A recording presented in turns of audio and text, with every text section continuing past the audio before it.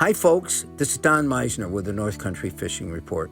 You know, one of the things I've told you is that this year we are planning with the New York Power Authority, with the New York State DEC, a program for teaching kids about fishing.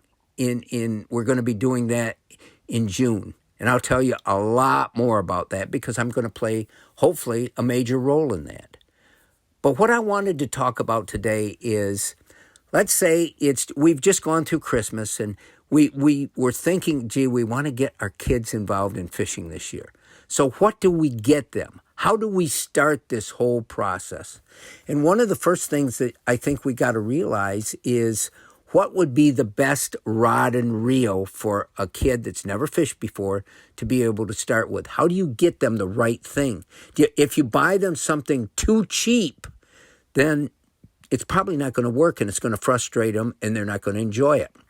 It would be foolish to buy something too expensive because, number one, you still don't know how much they're going to enjoy the sport.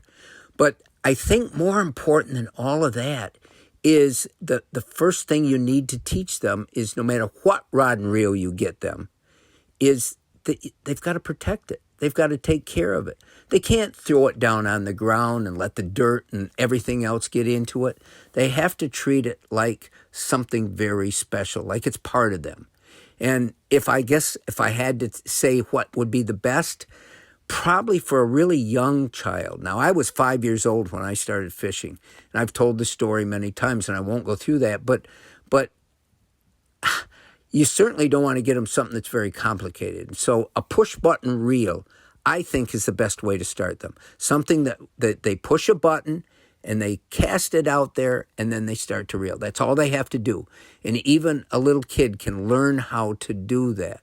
But again, you want one that's going to work and one that is going to be able to let them do what you're trying to teach them to do.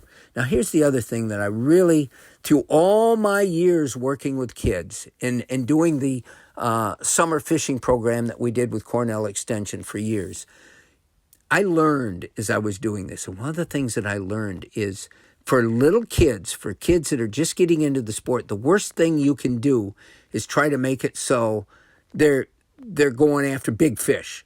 Because if, let's say they go out their first time and they catch this trophy-sized fish, then everything else is going to seem minor to them as they go along.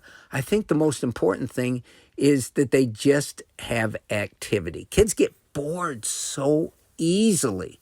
And one of the things that I've seen is when we would do our little fishing day at my buddy Bill Losey's pond in Canton. And the kids would be lined along the bank, and I'd be running from one kid to the other to bait their hooks and so forth. It wouldn't be long before what they were really interested in is what they could see. And so I would see a lot of kids, instead of casting out, they just dangled the bait in the water in front of them where they could watch what would happen. And if a little sunfish 2 or 3 inches long came up and was nibbling away, that was more joy for them than if they would cast out and wait for something bigger to finally take their bobber down. And again, there's always going to be differences. Some kids are going to be different than others. Hopefully, they're all different from each other. But that's something that you got to remember.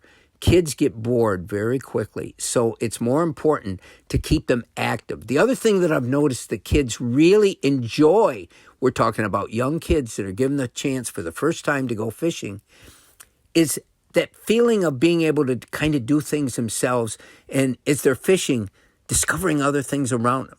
Seeing crayfish or frogs in the water or snakes or anything sometimes can be the most important fun for them. And that's wonderful. That's a great part of it. So I guess in summarizing everything I'm trying to tell you today is it's important, if you're going to start kids in fishing, to remember that the most important thing of all is for them to be active, to get something from it.